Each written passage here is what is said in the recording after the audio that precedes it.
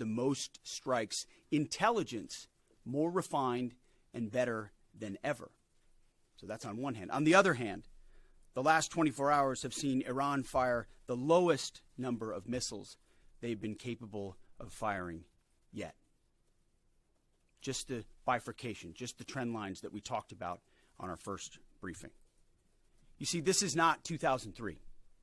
This is not endless nation building under those types of quagmires we saw under Bush or Obama. It's not even close.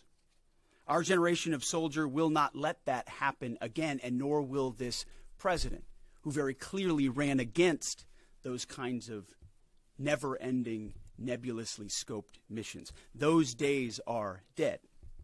Instead, we're winning decisively with brutal efficiency, total air dominance, and an unbreakable will to accomplish the president's objectives on our timeline. We stay locked on the target because here at the Department of War, that's our job. Now, the chairman and I, having just returned from Dover last night, our troops and their families and the enormous sacrifice that they make is certainly heavy on my mind. So I'll close with scripture, drawing strength from Psalm 144. Blessed be the Lord, my rock, who trains my hands for war and my fingers for battle. He is my loving God and my fortress, my stronghold and my deliverer, my shield, in whom I take refuge. May the Lord grant unyielding strength and refuge to our warriors, unbreakable protection to them and our homeland, and total victory over those who seek to harm them. And amen. God bless our troops and this mission. Mr. Chairman, over to you. Thank you, Mr. Secretary, and good morning, everyone, and thank you for being here. I'm here today to continue the updates to the American people and to those in the room on Operation Epic Fury. First, let me start with honoring our fallen. As the Secretary said, on Saturday and again last night at Dover Air Force Base in Delaware, our nation's leaders honored our returning fallen as they arrived home for their final time. Last week, I shared a few of the names, and today I want to share the rest. Major Jeffrey O'Brien and Chief Warrant Officer 3 Robert Marzan were the final two fallen to return home and members of the U.S. Army Reserve's 103rd Sustainment Command out of Des Moines, Iowa.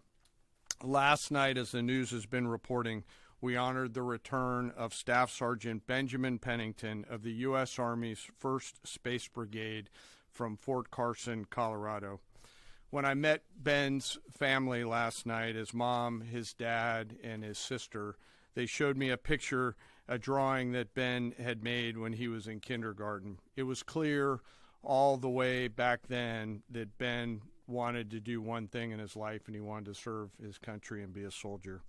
And to the Penningtons, just know how Ben was absolutely a great one. And finally, Major Sorfleet Davies, who returned home this weekend after sadly passing away from a medical condition while on duty in Kuwait. We welcome him home as well and mourn with his family. To the families and the families of all of our fallen, we share in your profound grief. The Joint Force remains eternally grateful for your sacrifice and the gift of a great example that your service members have given all of us. I want you to know that their names will never be forgotten, and you and your family are part of our Joint Force family forever. Let me talk a little bit about the progress thus far, acknowledging that Admiral Cooper will likely continue to give updates from CENTCOM. As the Secretary said, we're in the 10th, moving into the 11th day of Operation Epic Fury. The Joint Force remains focused on 3 military objectives. Continue to destroy Iranian ballistic missiles and drone capability in order to prevent attacks on the U.S. and others throughout the region. And this means attacking launch sites, command and control nodes, stockpiles before they can threaten our personnel, our facilities, and our partners. Second, we continue to strike the Iranian Navy and their capabilities in order to do things like sustain movement through the Straits of Hormuz. And third, we continue to start working on and going deeper into Iran's military and industrial base in order to prevent the regime from being able to attack Americans, our interests, and our partners for years to come and project power outside their borders. This means servicing production facilities, research and development sites, and infrastructure. Let me turn to the map. We're going to try digital today to prevent laser injury. Since our last update, CENTCOM continues to make progress across the southern flank. To date, they've struck more than 5,000 targets. U.S. Strategic Command bombers recently dropped dozens of 2,000-pound GPS penetrating weapons on deeply buried missile launchers across the southern flank. We also have struck several one-way drone factories to get at the heart of their autonomous capability. And of course, alongside our regional partners along the southern flank, continue to execute intercepts against one-way attack drones using fighters and attack helicopters. Our strikes mean we've made significant progress in reducing the number of missile and drone attacks out of Iran. Ballistic missile attacks continue to trend downward, 90% from where they've started, and one-way attack drones have decreased 83% since the beginning of the operation. A testament to our air defenders and our air defense systems, and as I said, our partners in the region continue to do great work as well. Second, we're making substantial progress towards destroying the Navy. In the first 10 days of the conflict, we're more than 50 Iranian naval ships into the campaign using a combination of artillery, fighters, bombers, and sea-launched missiles. As Admiral Cooper noted last Thursday, we struck and sank an Iranian drone carrier ship, and U.S. CENTCOM continues today to hunt and strike mine-laying vessels and mine storage facilities. This work will continue. Third, against our objectives, we've begun to target Iran's military and industrial complex, again, focusing on centers of gravity to get upstream of the shooters out in the field in order to deny them the ability to continue to generate those one-way attack drones. Let me spend a minute talking about the joint force. Across the area of responsibility, this is gritty and tireless work, and I cannot begin to explain how incredibly proud I am of the extraordinary courage, tenacity, and grit and professionalism within the joint force. Last time I had a chance to talk about the Army's incredible logisticians who are out there sustaining the fight. Today I want to highlight a few groups of sailors. First, I want to thank the men and women of the Ford Carrier Strike Group and their families, and let all of them know how grateful I am for their leadership and service. The crews on board this strike group have already been endured months at sea only to get their deployment extended. These exceptional Americans, rogered up, all supported by their families, continue to stand the watch, taking the fight to the enemy over and over again, night after night. Aboard ships like the USS Ford and the Abraham Lincoln are a special group of sailors I want to highlight today. These are the men and women, the sailors up on the roof running operations on the flight deck. With an average age of the early 20s, these are the unsung heroes of naval aviation. These young sailors, known for wearing yellow shirts, are in charge of the catapults, taxiing jets around on the flight deck, shooting jets off the front end, and recovering jets off the back end. They are literally involved with every single movement on the roof on an aircraft carrier.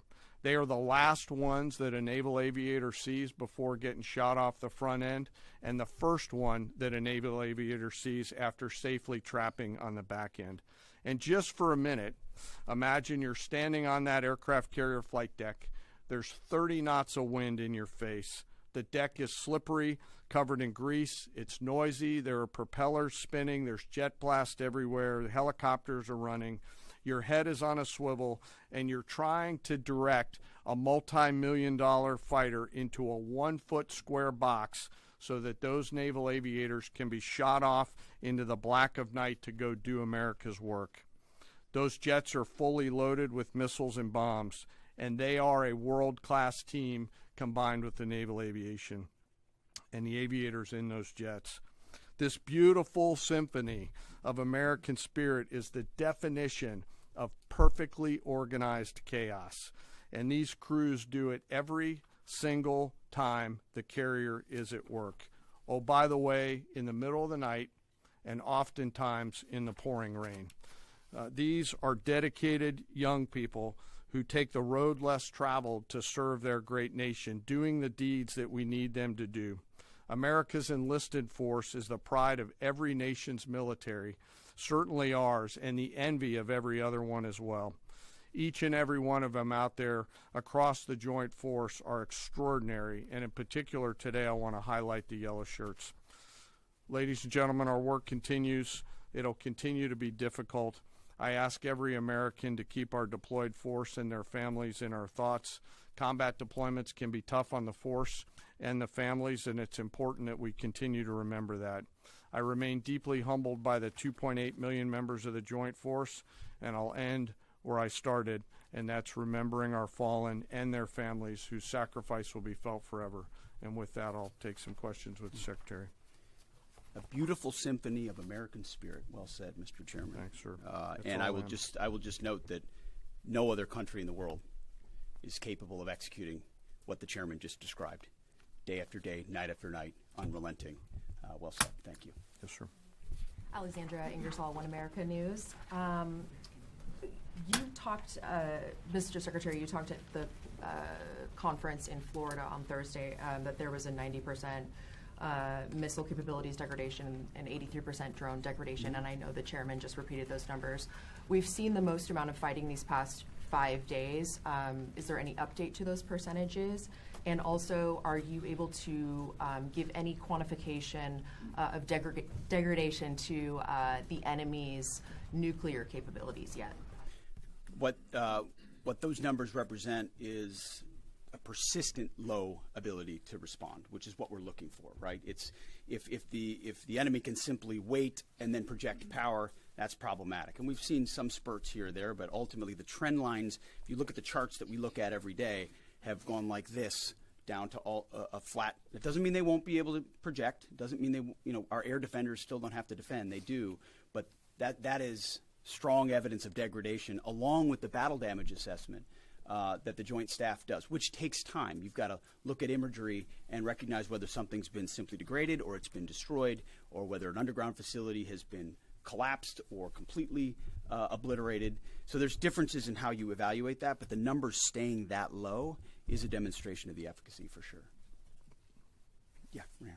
Thanks, Mr. Secretary. There's been reports that the new leader of Iran has been wounded. Do you know if this is true and what his condition is? And then another one, President Trump said he had a really good call with President Putin yesterday. Will Russia be aiding us in this conflict, and can you share anything on that? Well, the president, as I've said before, maintains strong relationships with world leaders, which creates opportunities and options for us in very dynamic ways. So the president said it was a good call. I was not on it, but those that were said it was a strong call, reaffirming hopefully the opportunity for some peace in Russia, Ukraine, and also a recognition that as it pertains to this conflict, they should not be involved. The first question was? On the new leader of Iran, there's reports that he's been wounded. Oh, the new leader of Iran. He would be wise to heed the words of our president, which is to not pursue nuclear weapons and come out and state as such. As far as his status, that's not something I can comment on right now. Yeah, right here. That's correct. Mr. Secretary, Eric Schmidt with the New York Times. A question for you first. Last week you talked about this being the beginnings of an air campaign that could last 3 to 8 weeks. Can you give us your assessment on where we are now? And Mr. Chairman, in any conflict, the enemy or the adversary adapts to the tactics it faces. Can you talk about the most challenging adaptation the Iranian military has made to the U.S. military? What challenges are you facing most right now? Thank you. I appreciate the question. Where we are is in a very strong place, giving the President of the United States maximum options. And from the beginning, from this podium, we haven't stated how long it will take. Our will is endless. Ultimately, the President gets to determine the end state of those objectives, right? But what he's said continually, and I want the American people to understand, is this is not endless. It's not protracted. We're not allowing mission creep. The President has set a very specific mission to accomplish. And our job is to unrelentingly deliver that. Now, he gets to control the throttle. He's the one deciding, he's the one elected on behalf of the American people when we're achieving those particular objectives. And so it's not for me to posit whether it's the beginning, the middle, or the end. That's his, and he'll continue to communicate that. What we serve him as is we give him updates on a daily basis of exactly where we are so he can make that determination on the throttle. Mr. Chairman. Thank you for the question on adaptation. As you're right, no plan survives first contact with the enemy or Murphy. They're adapting, as are we. Of course, we have very entrepreneurial warfighters out there. I'd rather not, for operational security reasons, tell them what's working. So I'm going to not answer that question based on that. But we are watching what they're doing, and we are adapting faster than they are. Are they more formidable than you anticipated, General? I mean, I think they're fighting, and I respect that, but I don't think they're more formidable than what we thought. Secretary Hegseth, thank you. Jordan Conrad's from the Gateway Pundit. Axios reported, citing U.S. and Israeli sources, that the U.S. was not happy with strikes on 30 fuel depots in Iran. While this is anonymous sourcing, it seems kind of congruent with what President Trump said yesterday, that there's certain spots they don't want to hit relating to energy infrastructure that would take a long time to rebuild. And whether this reporting is true or not, what's your message to Americans, those who supported the president and those who aren't really in favor of this war and who worry that Israel might be taking advantage of the U.S.'s backing? And then for Mr. Chairman, for you, I wanted to ask, when you say that we're moving inland, what capabilities does Iran have to shoot down jets over their land? And would that trigger some kind of rescue operation that could risk a bigger ground operation? Well, I would just state by saying Israel's been a really strong partner in this effort. Where they have different objectives, they've pursued them. Ultimately, we've stayed focused on ours. But what Iran has felt is the power of the world's two most powerful air forces. In that particular case, those weren't our strikes or that objective, or that wasn't necessarily our objective.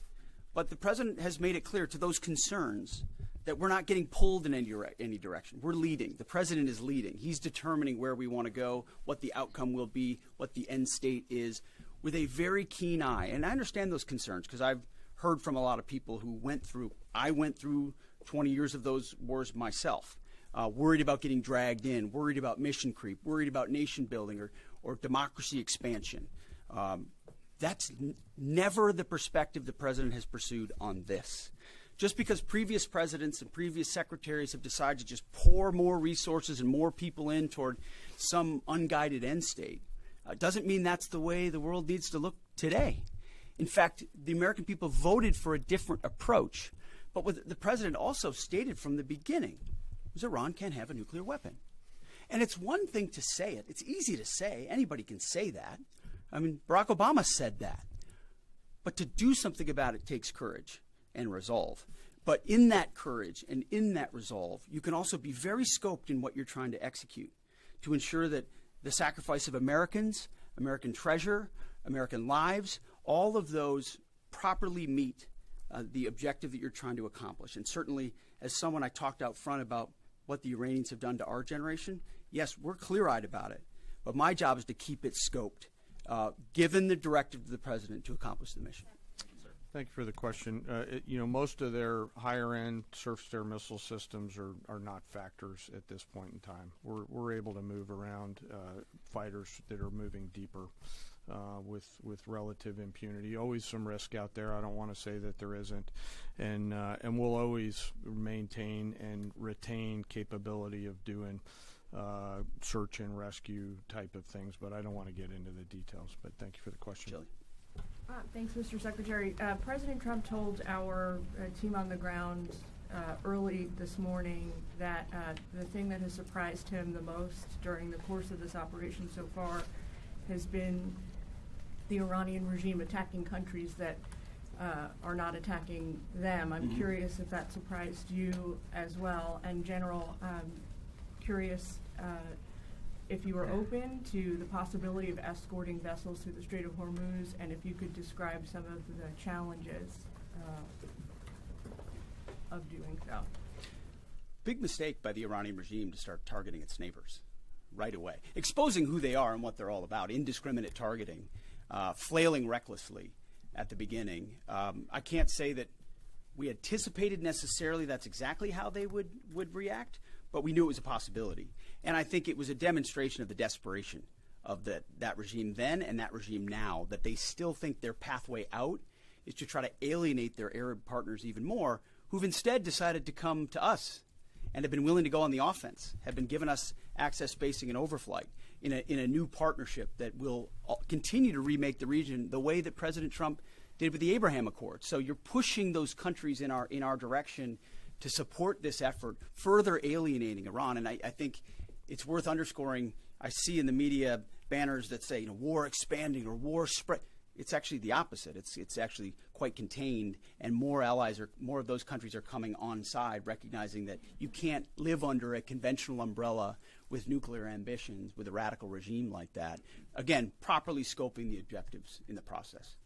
And then you want to talk about the Strait? Sure. On the potential, if tasked to escort, we'll look at the range of options to set the military conditions to be able to do that. And then, like we always do with every potential mission, come to the Secretary and the President with both what are the resources required, what is the command and control required, and what are the risks, and how do we mitigate those risks. So we're looking at a range of options there, and we'll figure out how to solve problems as they come to us. But I would reiterate also to add to what the chairman said, the truth the President posted last night about that, saying if Iran does anything to stop the flow of oil within the Strait of Hormuz, they will be hit by the United States of America 20 times harder than they have been hit thus far. He goes on to say, death, fire, and fury will rain upon them. You've seen the truth and read it. But he takes very seriously the condition of that straits. We have capabilities that no other nation on earth has, and we're certainly working with our energy partners across the administration to control for that. That's part of that scoping of this. The world needs to understand this doesn't have, this isn't intended to be, nor is it something that will expand. We know exactly what we're attempting to achieve here, scoped properly, and the American people can count on that for sure. Thank you so much, Secretary Hegseth. President Trump has long said that he wants to minimize the loss of life in war, which wherever it occurs in whatever country, which so many people obviously appreciate. Can you detail the specific measures the Pentagon is taking to minimize civilian casualties and strikes inside Iran?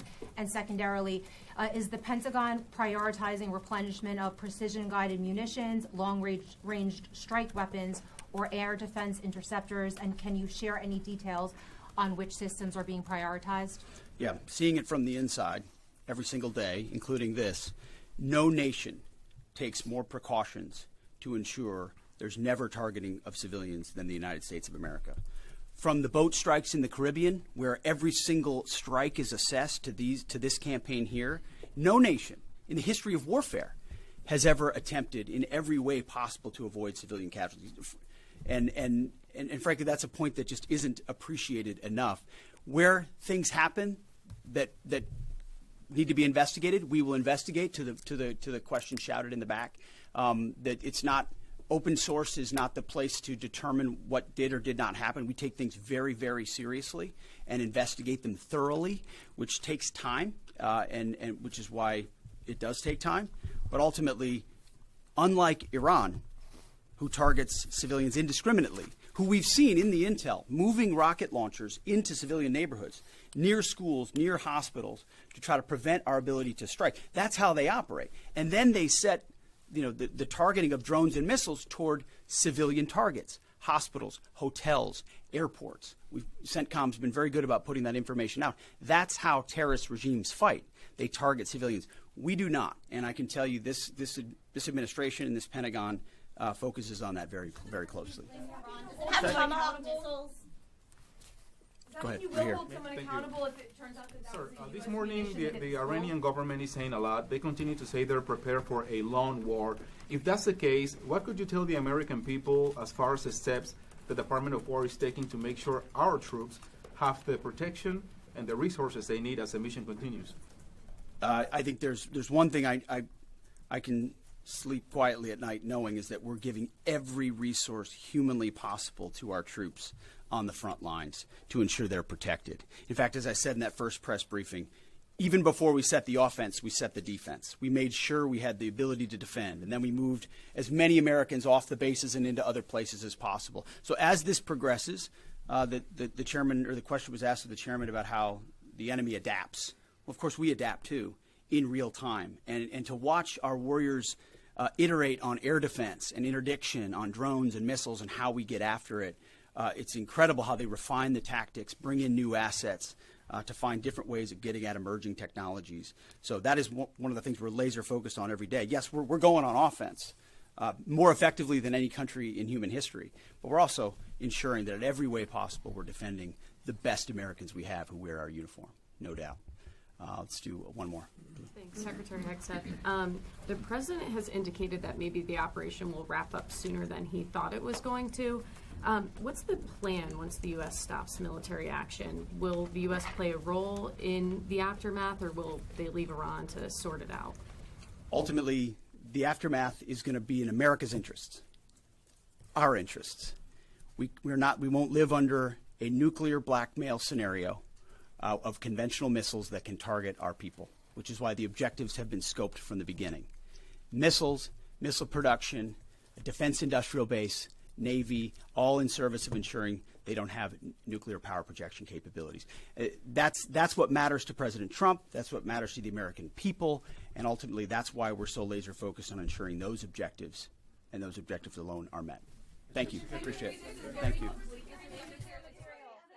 Secretary, the highly enriched uranium, who's responsible for securing it? Was it a mistake to reject Ukraine's help?